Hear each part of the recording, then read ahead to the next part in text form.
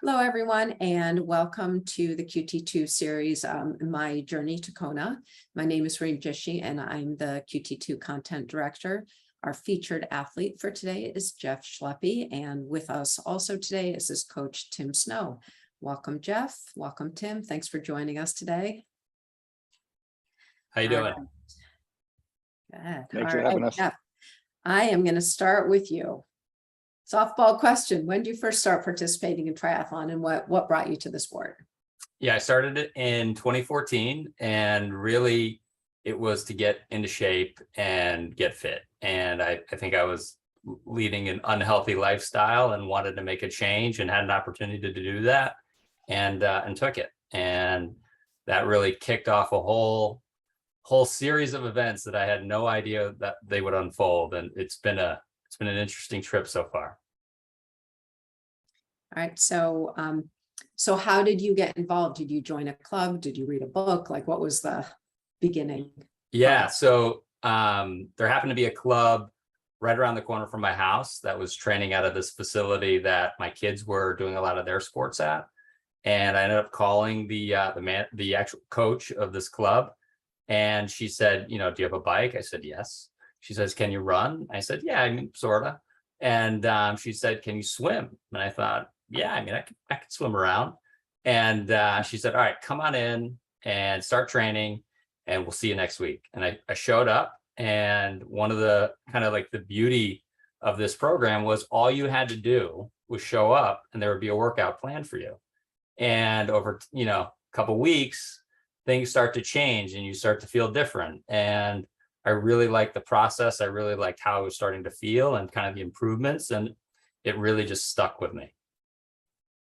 All right. So when you signed up to join the Tri Club, did you have a race in mind that you wanted to do, or was it more a lifestyle decision that you made? No race. Okay. I thought maybe that summer, I would do a sprint or, try, an Olympic. But I had nothing planned. This was merely for getting into shape and, seeing what could happen. Okay. And ultimately you did a race. What was your first race? Yeah, the first one was in Stamford, Connecticut. It was called Kick It. And it was an Olympic. And I signed up for that race. And I actually had like a little bit of a calf injury, right before. So I ended up just doing the aqua bike. And I think it was my second open water swim was this race. So that was kind of a disaster.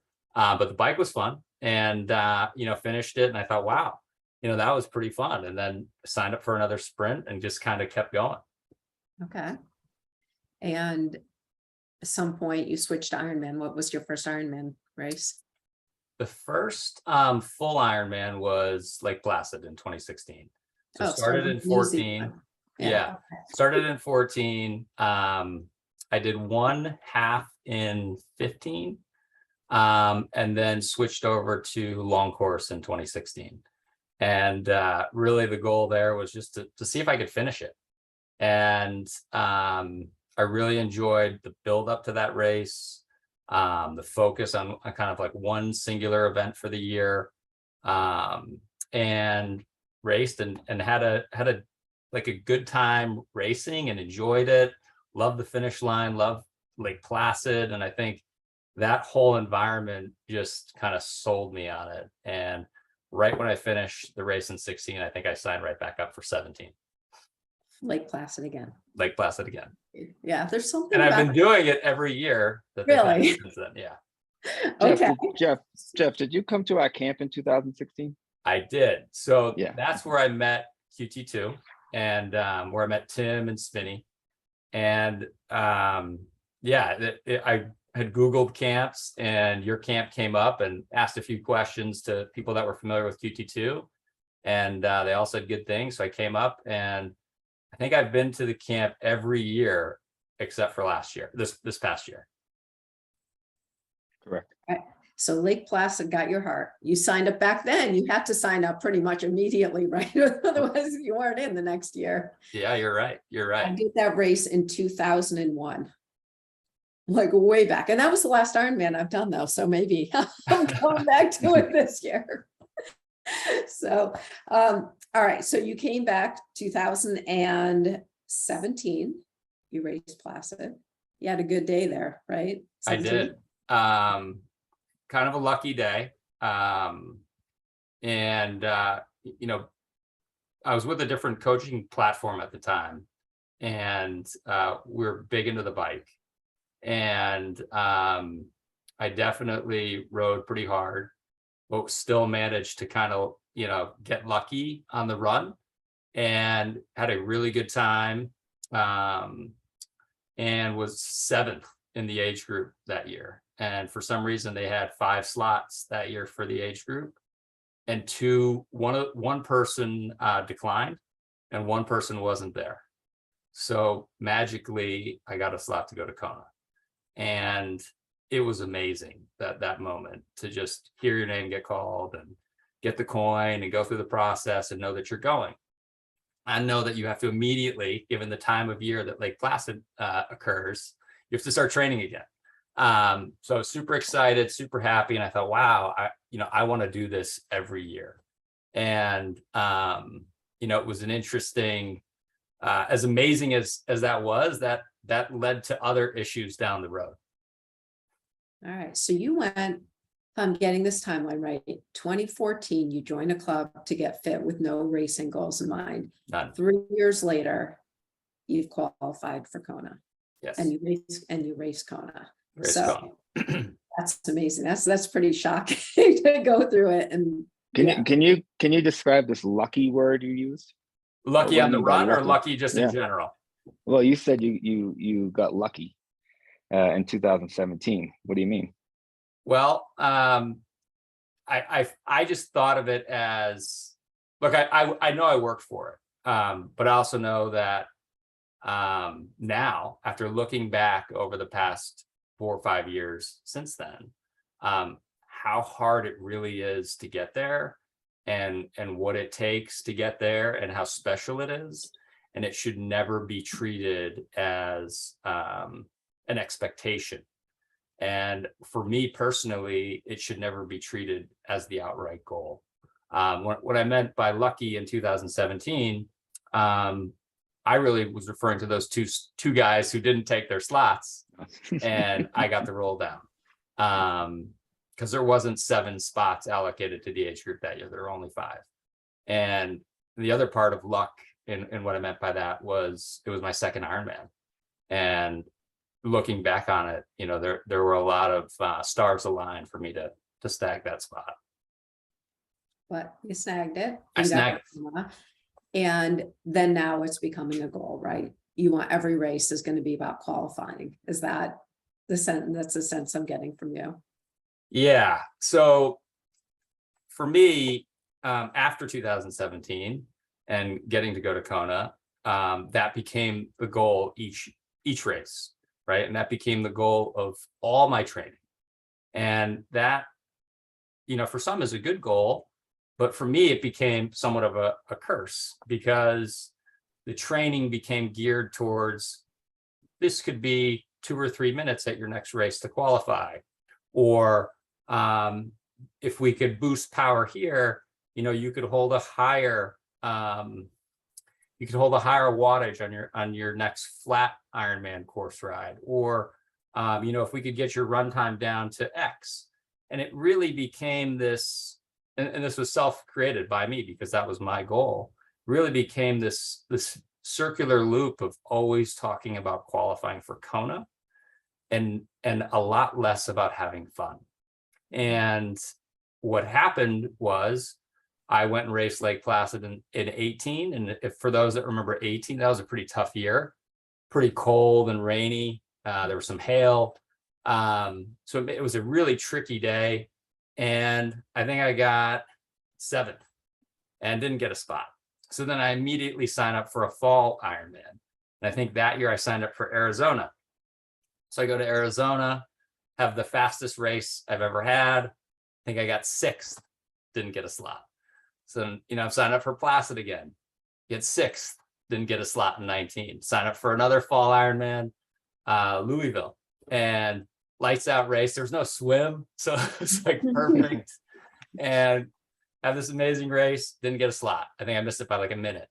And after that, I was just looking back on all these races, and I thought, I put in a lot of work to do what I did at each of those individual races, and those were solid efforts.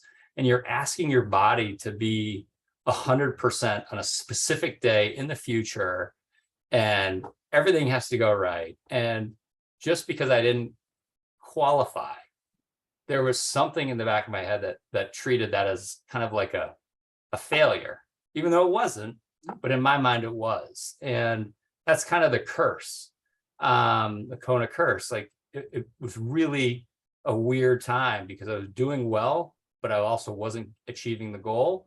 And we would just go back to the same kind of training routine and hope for the best. And what I found was I just wasn't having as much fun like when I started. And I wanted to get back to that. And that was part of the catalyst for coming to QT2. All right. So you decided to make a change. You came over to QT2. What was the timing of that? That happened at the beginning of 21. And I had known Tim, obviously, for, I think we were going on 5 years from the camps, and always saw him at Lake Placid. And what I loved about QT2 before I even joined was they were out there supporting everyone at the race. If they knew you, even if you were on a different team or whatever, they're cheering you on. And I always love that. And so came over, talked to Tim, came over in the beginning of 21. And, Tim very quickly made a point. I think on our first call, he said, your cycling time means a lot to you. And I said, yeah, no, it does. He's like, yeah, but that doesn't really matter. That's not an Ironman.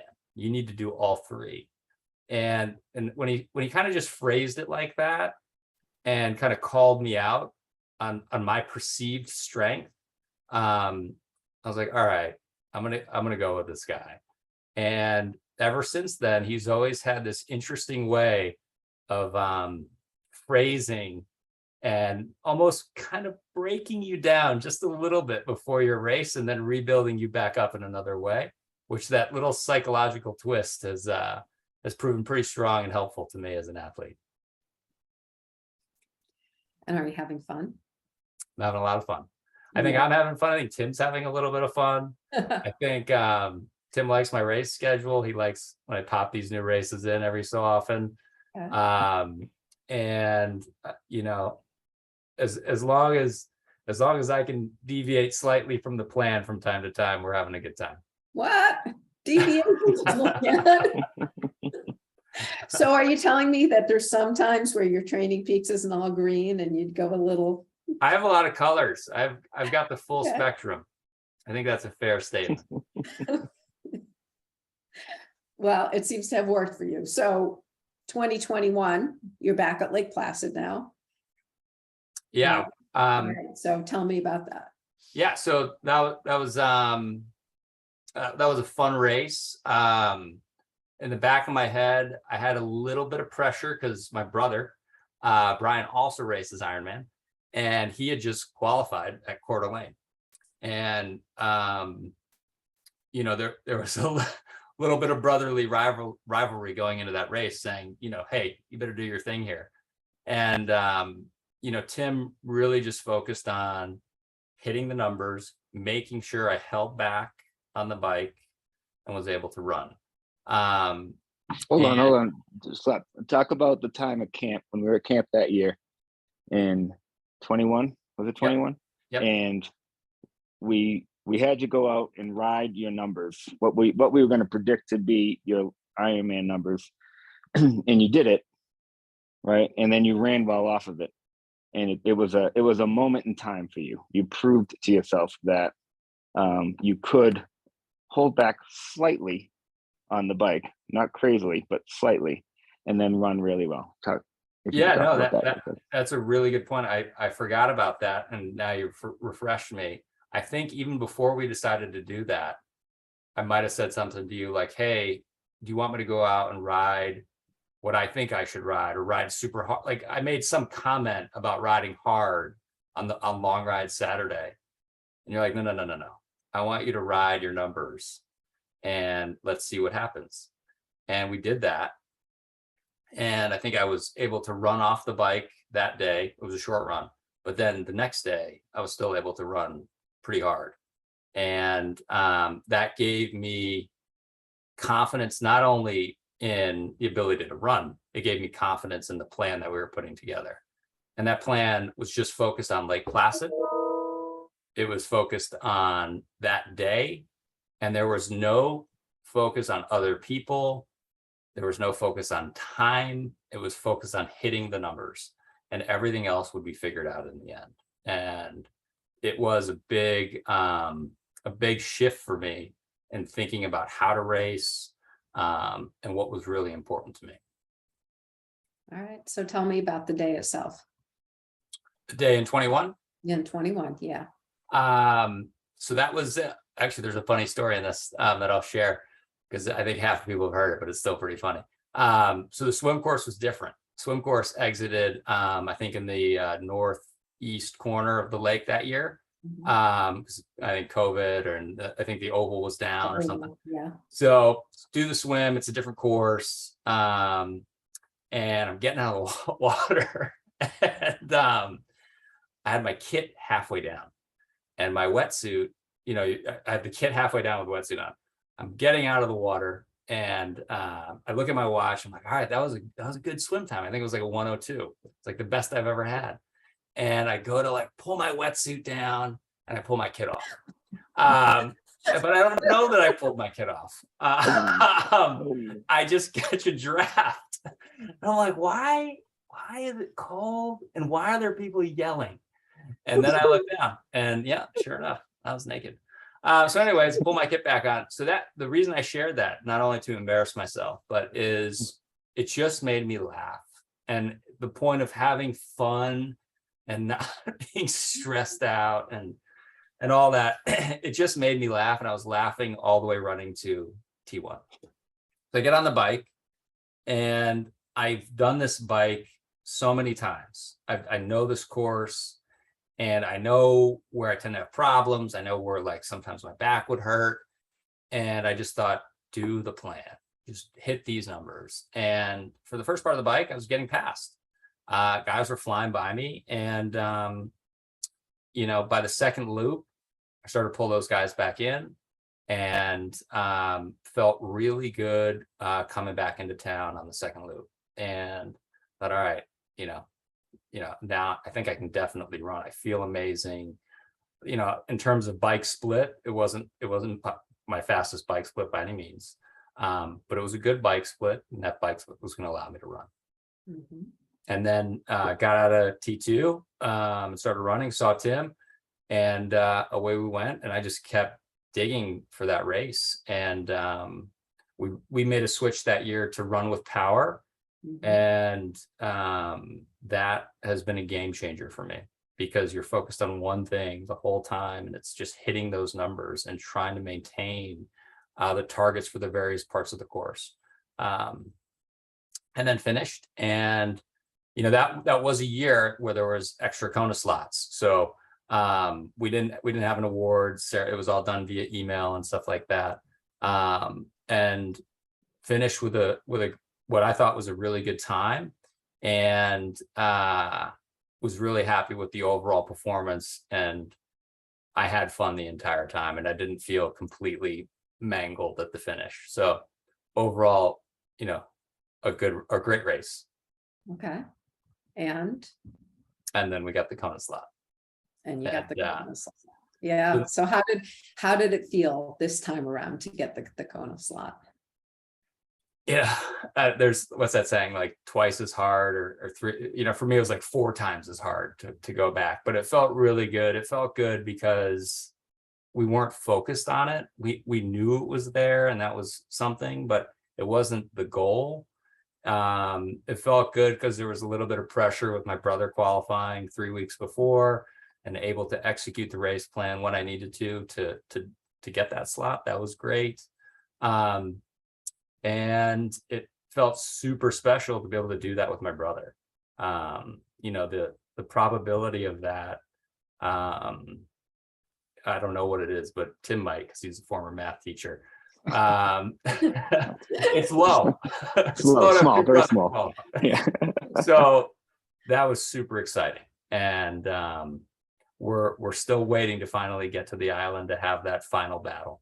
Yeah. All right. So you raced against your brother a couple times this year. I have. So Yeah. we've chosen 3 races this year.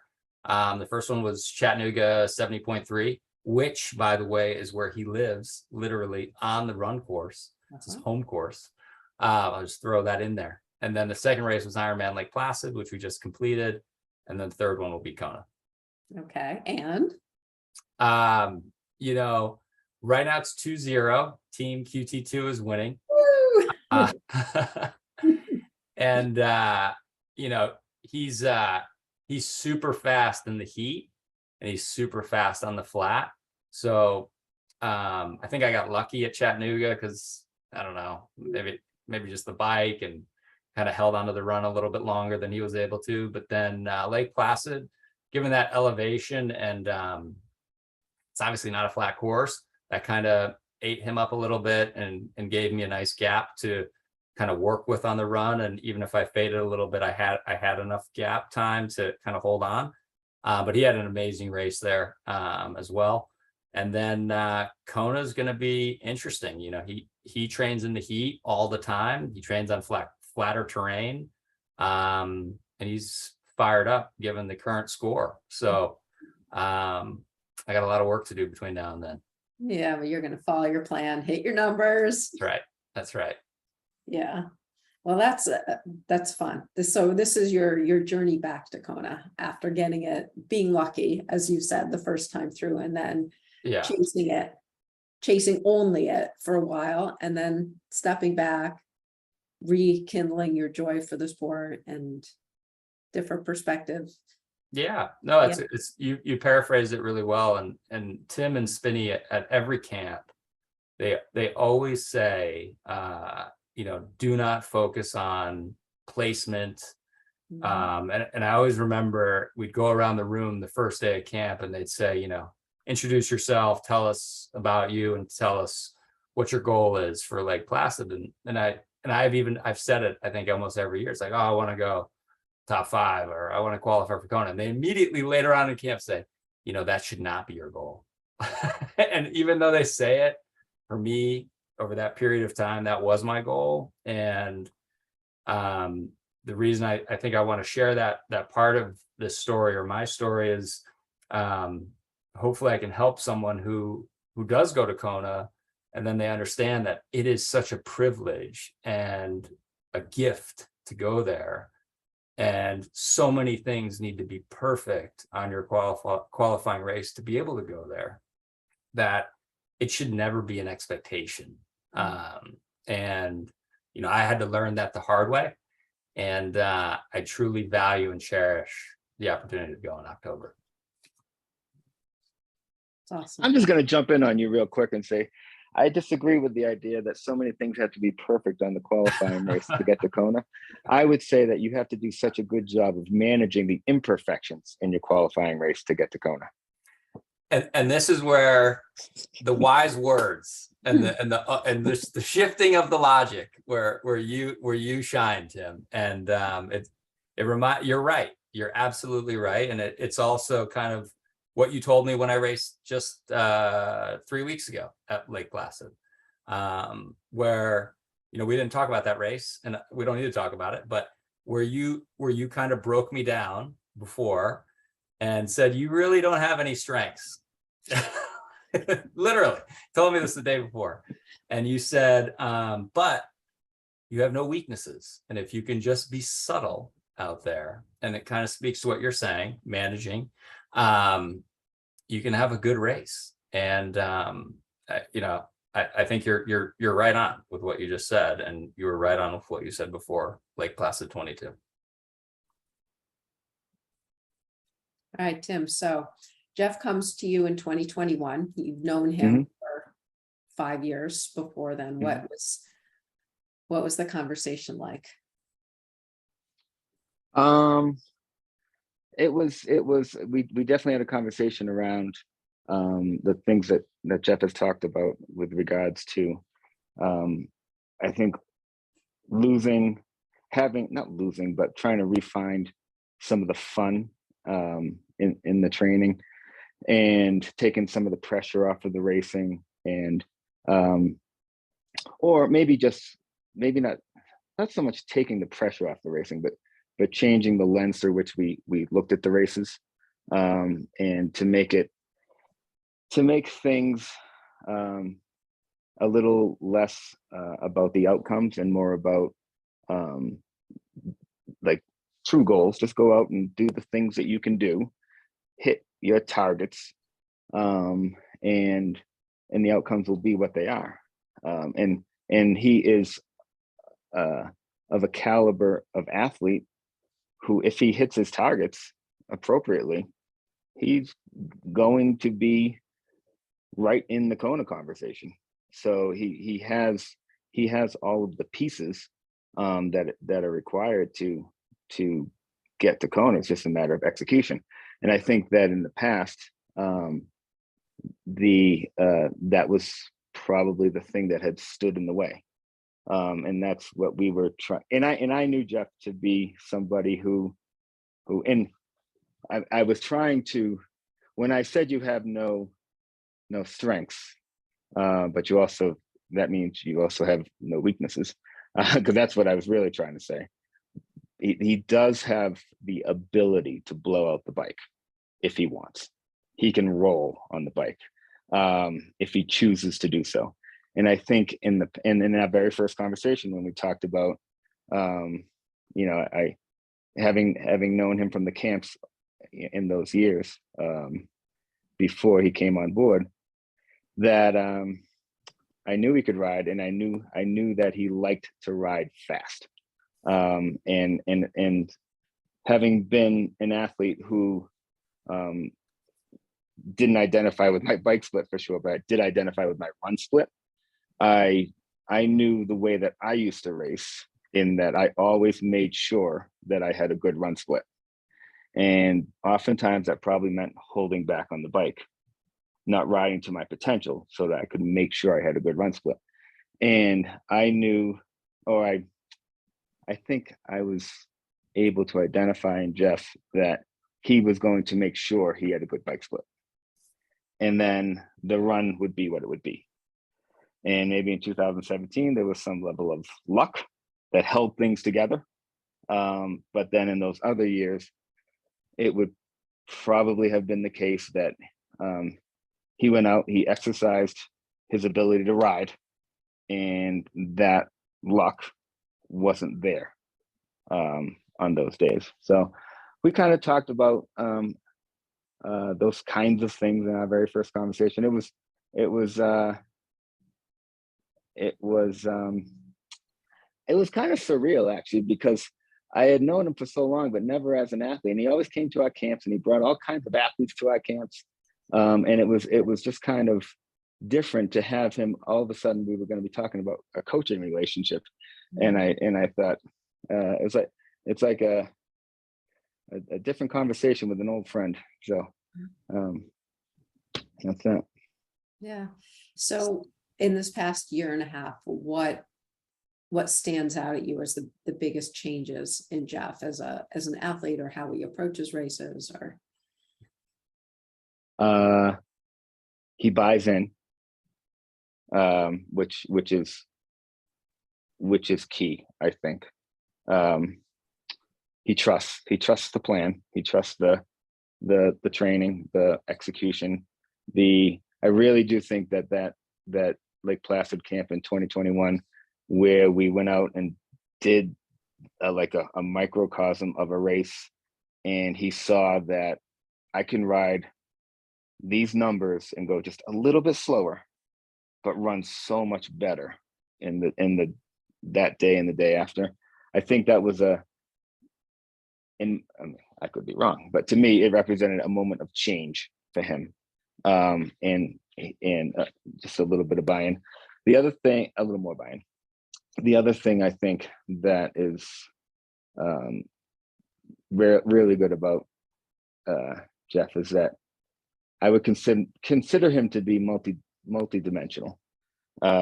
So he does Ironman, he does skimo, something I don't understand, but in the winter he does the skimo, and he does mountain biking.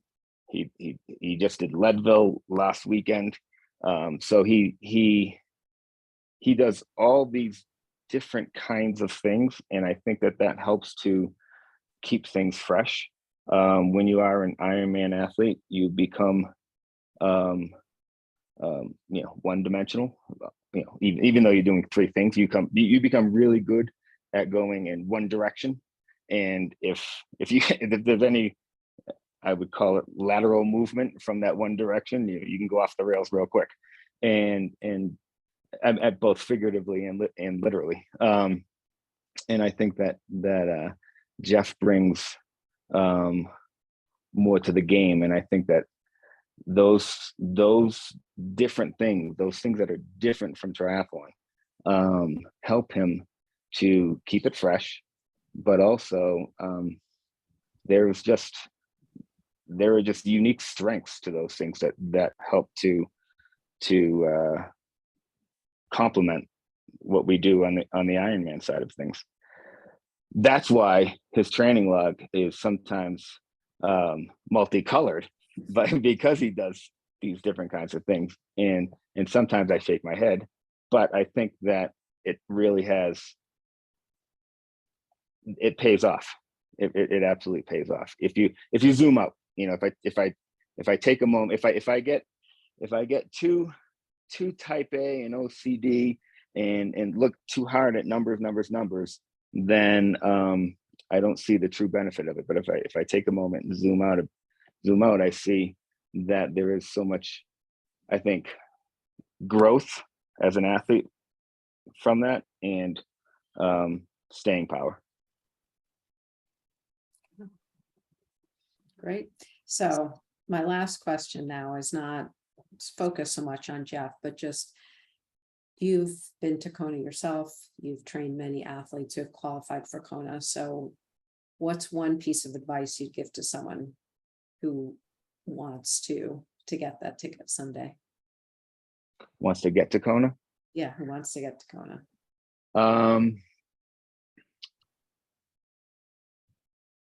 One piece of advice, Reem. You always ask me these questions that are tough, the challenging questions. I would say just keep at it. You just gotta keep at it. And you can't focus on placements and coming in top 5 and picking the right race for you.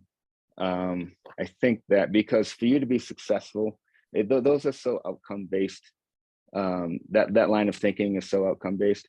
For you to be successful, there have to be so many other people who fail, right? That you want to focus on where your successes can come from, and if that translates into a trip to Kona, then it translates into a trip to Kona. If it translates into a great race that doesn't end up in a trip to Kona, so be it. I mean, I think Jeff can probably speak to, there has to be a little bit of, and I don't mean to bring up old demons, Jeff, but like there has to be a little bit of like regret in the idea that you didn't get to celebrate races in the past that were probably great performances, but you perceived as failures because you didn't get to Kona.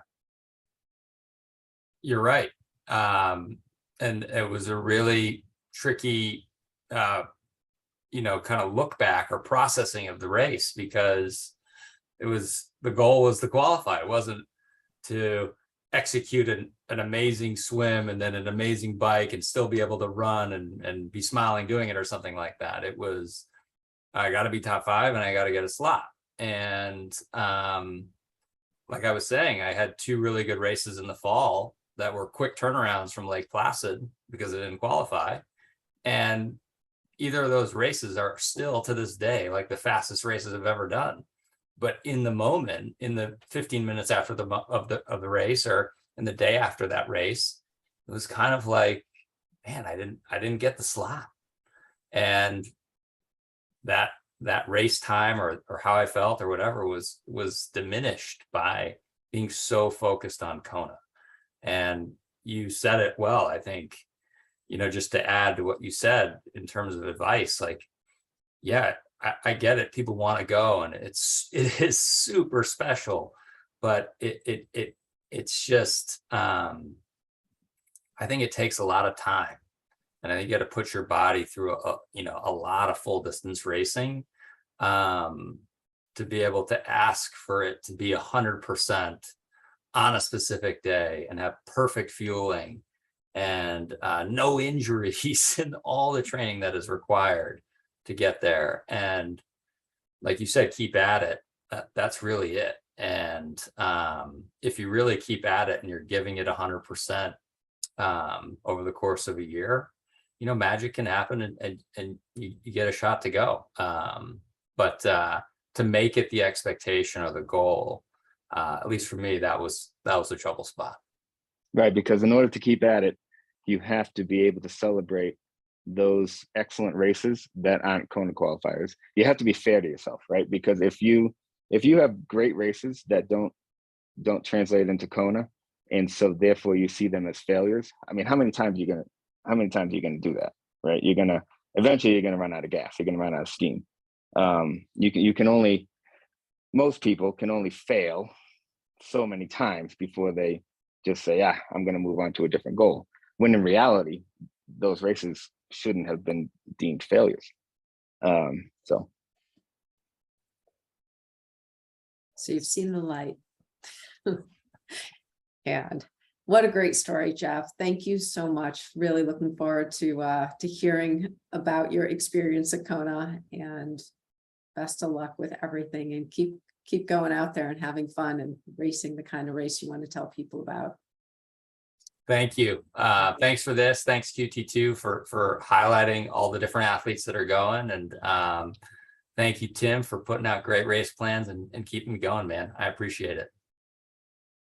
And just tell Brian we're going after the three-peat.